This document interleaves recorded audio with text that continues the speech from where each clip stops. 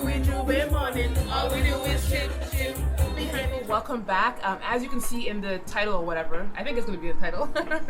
I'm interviewing Shawn today, and Shawn is from Charlotte, North Carolina. Yes. So we're going to be going over some things that helped her in her move here, how it's been so far, and things that may be helpful for you on your move. So stay tuned. We're going to go inside because the Bajan sun is real hot, as always. And we'll see you soon. Okay, so as discussed in the intro, I'm interviewing Shawn today. So Shawn, where are you from? I'm from Charlotte, North Carolina. Ooh, you didn't say North Carolina. You said it so pretty. I love it. And as I can see the island glow on you, girl. I love it here. I've had so much sun, so much beach time. It has been amazing. Ooh. Okay. Wait, so you're here on the Welcome Stamp program, of course, right? Yes. Okay, so first things first, how did you hear about the Welcome Stamp program? On the internet. I'm thinking maybe I saw advertisements on Facebook or just somewhere on the internet, and I saw it and I said, wow, that would be really cool for someone. And I didn't really think about it for myself. I said, that's a cool program for someone. And I probably saw it multiple times, and then I started thinking about it. I said, why can't that someone be me? Because I love watching that show on HGTV. It's like Island Life or something, where people go to different islands. I know exactly what show that is. Yeah, and they're usually retired or older or something like that. And I'm always like, oh, where did they work to have enough money to do that, or how are they able to finance that kind of lifestyle? But the more I thought about it, because I've been working in my career for quite a long time now, I was like, I can do it for a year. That's not a problem. And with my job, I was already working remotely. And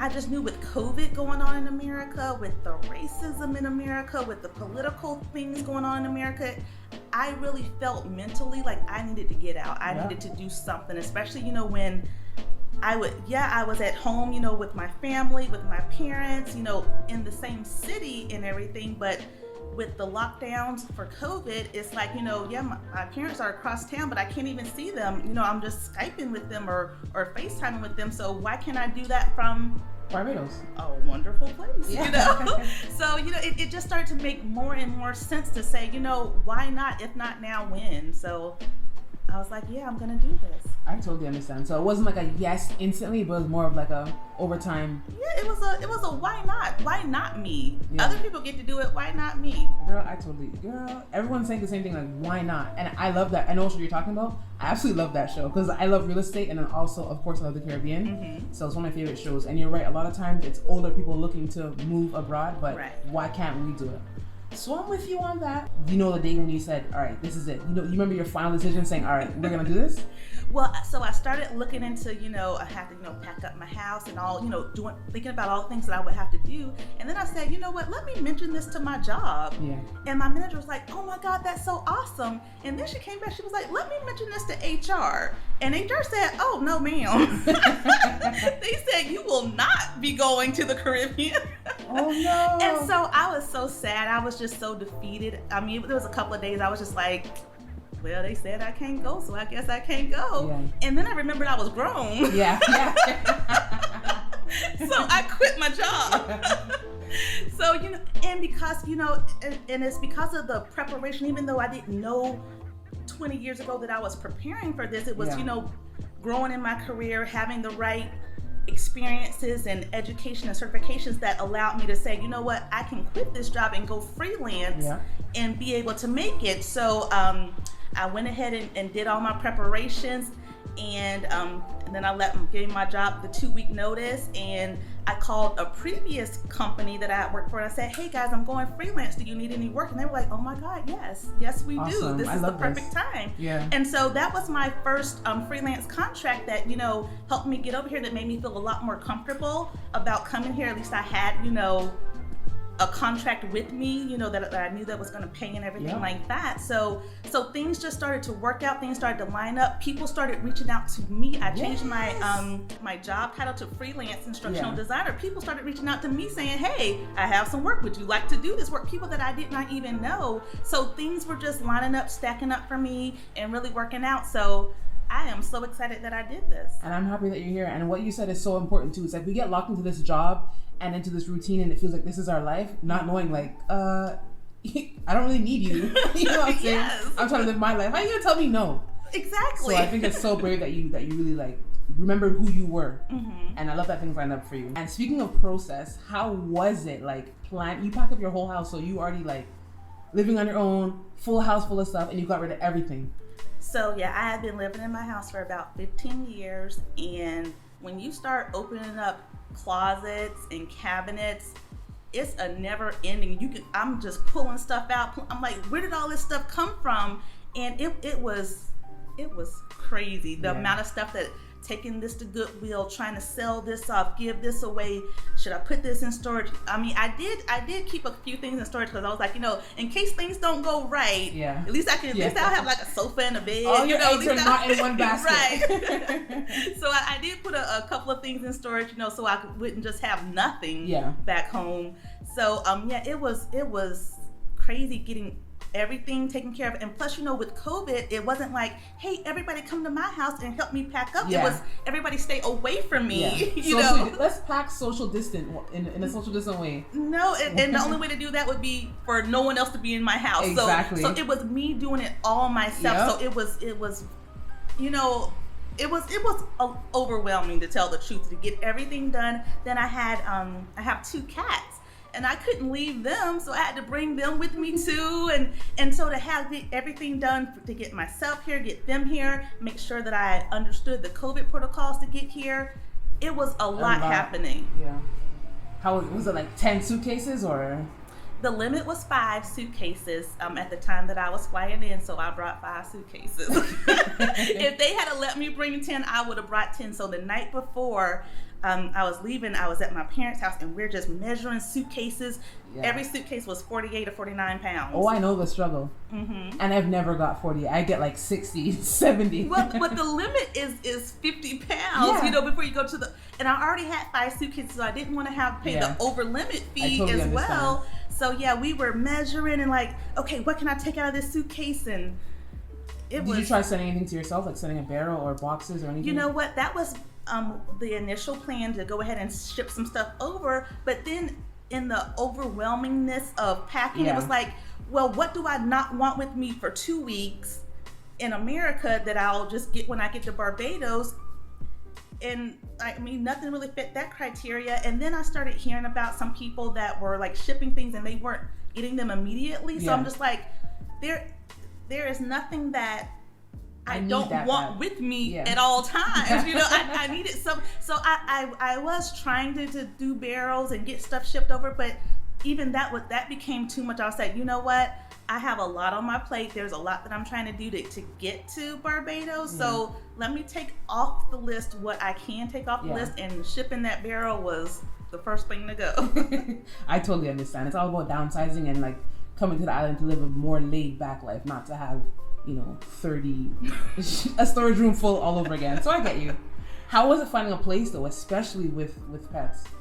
So it is hard to find a place with pets. So what I've noticed is that like in Barbados, it's not as like in America, your pets are your children, blah, blah, not blah, in blah, blah, blah, blah. Yeah, it's not like that in Barbados. And especially with cats, I mean, people think cats are just like, wow. I mean, some cats, they do like to roam, but my cats, like, just like you have not seen them, my cats are afraid of you. They will, one might peek around the corner, but those cats don't want anything to do with pets are nothing here. Like, they don't have rights on the island, guys, so just take note. I mean, which is fine, but it did make it harder to get an apartment. But I worked with a realtor. Awesome. Which agency? Okay, with Betty at Terra Caribbean. She is the best. So she was shout out to Betty. If she was able to work with someone like me who had a long list of things and 1,000 questions, she will be able to find anybody the right place to stay. I'm gonna put Betty's information in the description for you guys, because that's super helpful.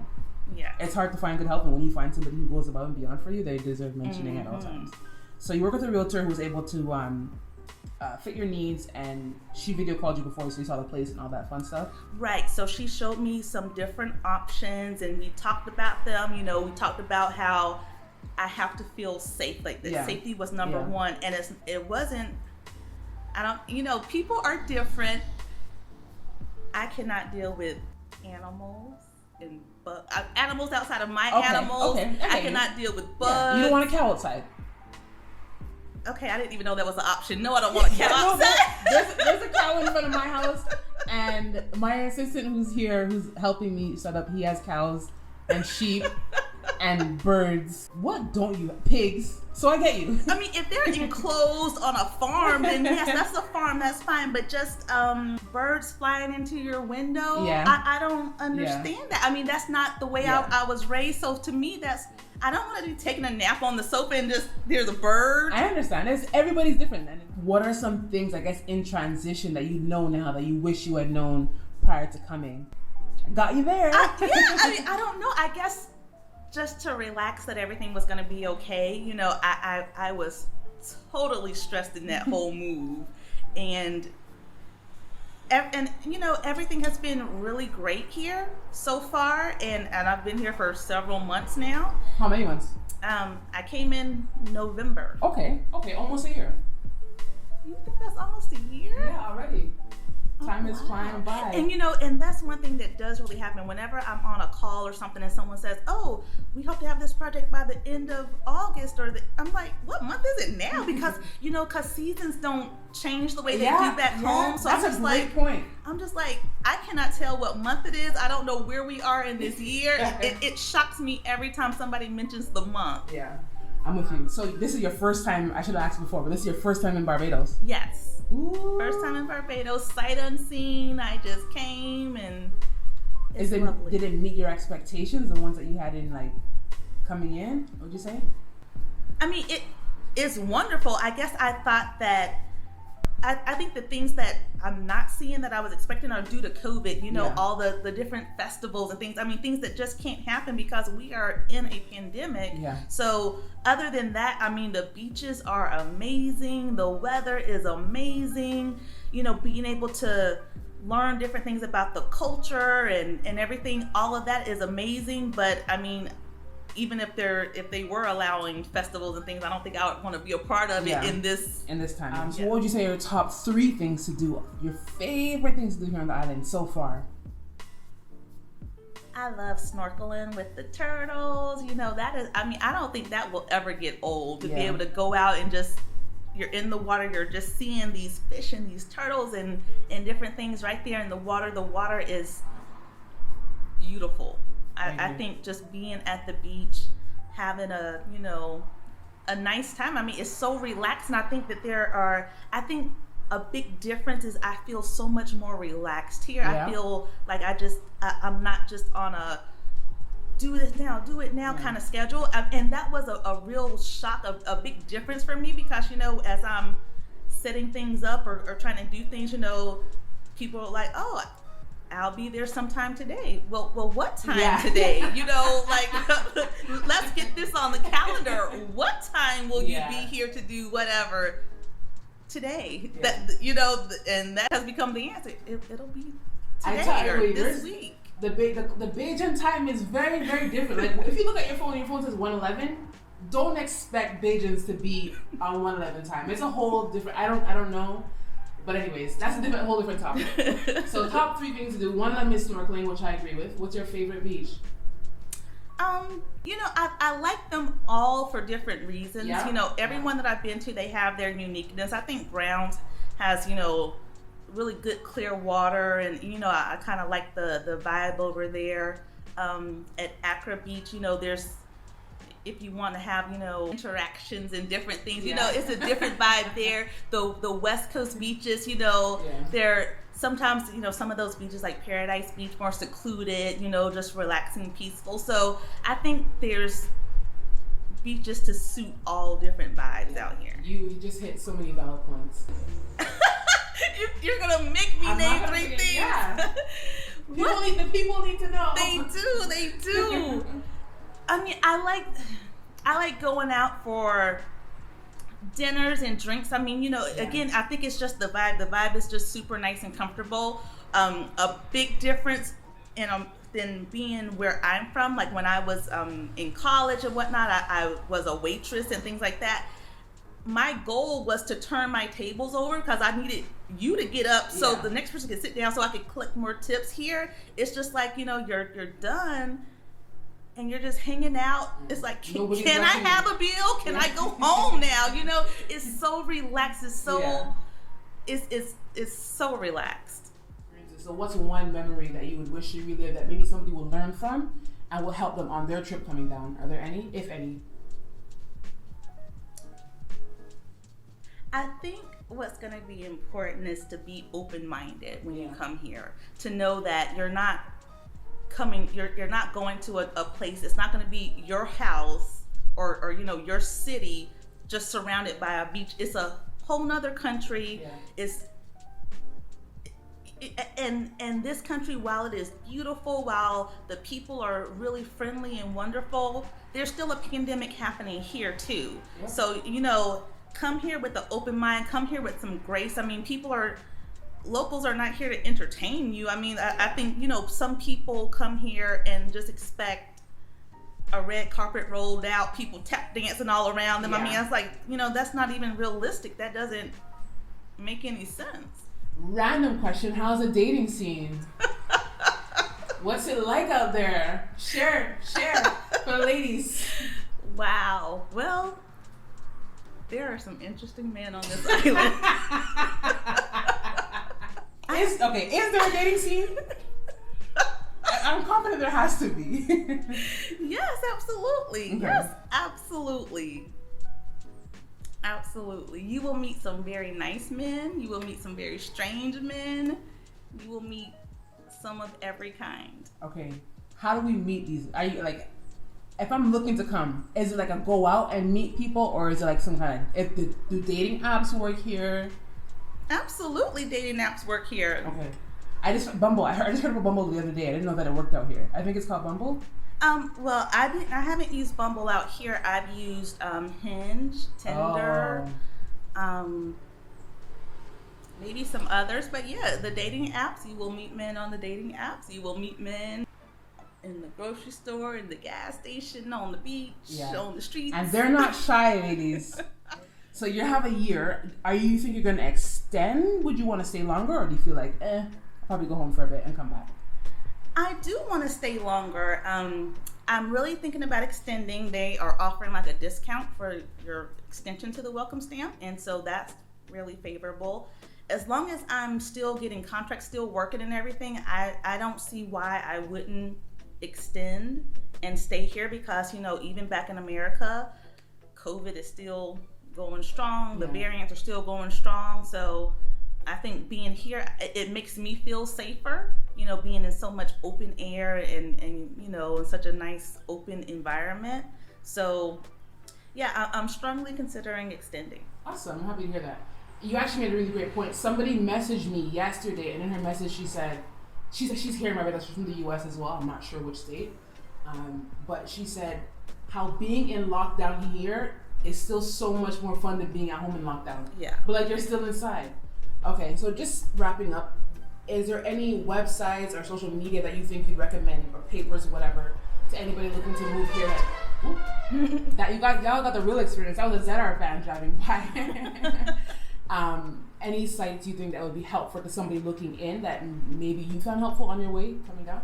I definitely did the different newspapers, like the Barbados Today, the Nation, on my Facebook and Instagram, so I could see, you know, because I heard that, crime is low here, but I wanted to kind of see for myself what kind of crime is happening, you know, what kinds of things are making the news. So like joining those, so I could kind of start reading about, you know, the happenings on the island, as well as there are so many expat Facebook groups. So being able to join those to hear other people's questions, see what other people are having concerns with, or, you know, what they're enjoying. So those kind of things, so that you have, so that you can get those questions answered from people that understand, you know, what point of view you're coming from. So, you know, when I say I'm looking for, you know, XYZ, you know, other people know that. So if I say, is there a store comparable to Target? You know, maybe if you're local and you haven't been to America or wherever to you wouldn't know what I'm talking about, but you know, other Americans would be able to let me know that no. So you suggest Facebook groups and following local newspapers. Absolutely. Okay, that's fair. Wait, is there anything else that you want to try that you haven't yet tried on the island that you're like, oh no, I really want to do this, like on your bucket list kind of vibe? Oh, absolutely. So, you know, when I got here, things were pretty open, so I got to do like a ton of different things, have a lot of fun. But then, you know, there were some lockdowns and curfews and volcanic ash and hurricane, you know, different things. Tell them about it, girl. But it's okay. So there are, of course, some you know, some of those tourist spots that I haven't had a chance to go to, but I feel like I have plenty of time to do some of those things. I heard there's a submarine somewhere that I want to get on. Mm-hmm. Yeah, so.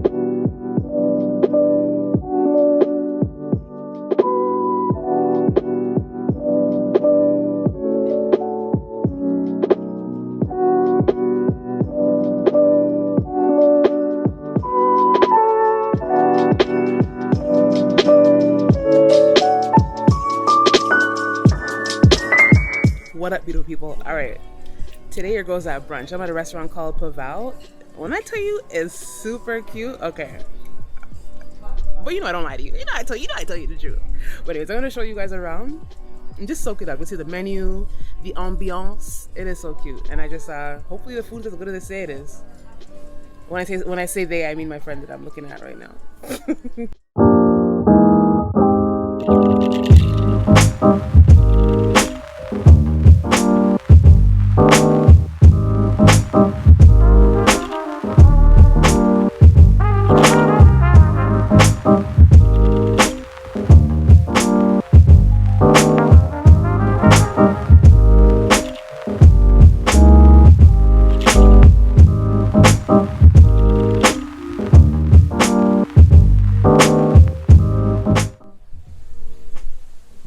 Sweetfield Manor, and there's legitimately peacocks just out here living their absolute best lives. So right now we're at Sweetfield Manor, and I was showing you the brunch spot, which is hella cute. The food was so good. But little side note, let me do a little twirl for y'all. Can you see your girls in this African print or whatever looking cute out here? So I officially have a discount code with Ofiore, so I'm gonna link it below. So when you shop, you save 10%, and when you save 10%, your girl gets 10%, and I can get more African print, and I can look cute for you in return. So it's a whole cycle. So I'm gonna tag it and tell me how I look. I got a full body, and if you like it, buy yourself one or something similar or two or whatever, and I appreciate you. Brunch was really great, and the menu is actually quite awesome. Unlimited mimosas for 1 hour for 55 Bajan. Huh? That's a steal.